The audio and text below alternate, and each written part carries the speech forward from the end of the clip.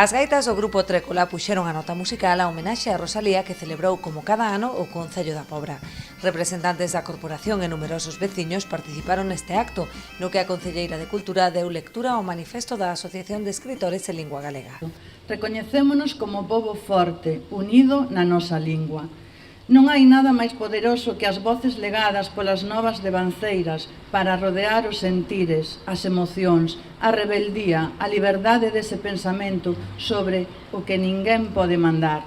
Vela aquí o maior acto revolucionario que nos agasallou Rosalía de Castro. Os seus versos transformaránse nunha historia que revela, que provoca, emociona e que nos acolle para eu tamén navegar, para facermos parte dunha historia propia e libre.